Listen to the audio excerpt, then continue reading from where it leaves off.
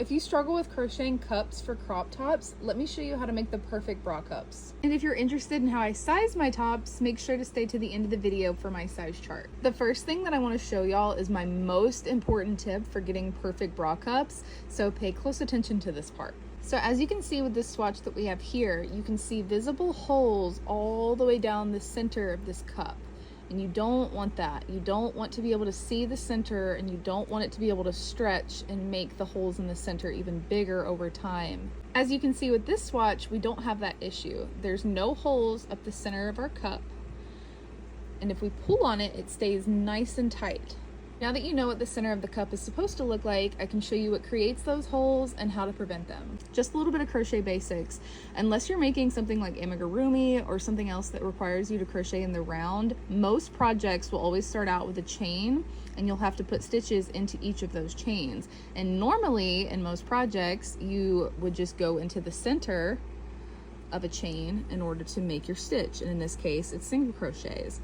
But doing that is what creates these holes that we don't want. So what I like to do is, instead of going in the center of these, I like to turn it and go into these back bumps only.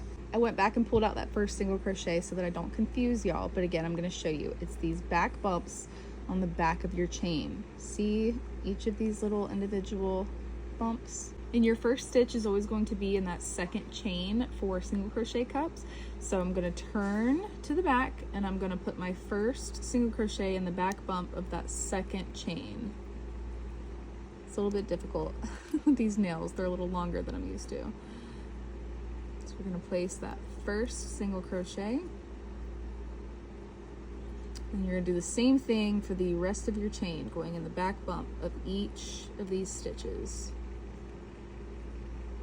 So this is what it should look like when you reach the end of your chain, nice and tight and no holes. Then for the other side of your chain, you will just single crochet in the tops of these stitches like normal. The next tip that I want to show you helps to prevent a very common mistake that I see among beginners to crochet tops, which is where they won't place a stitch marker in this middle stitch for every row, which eventually leads to sometimes putting that increased stitch in the wrong stitch, and then it'll cause your cup to start leaning in one direction for the rest of the cup.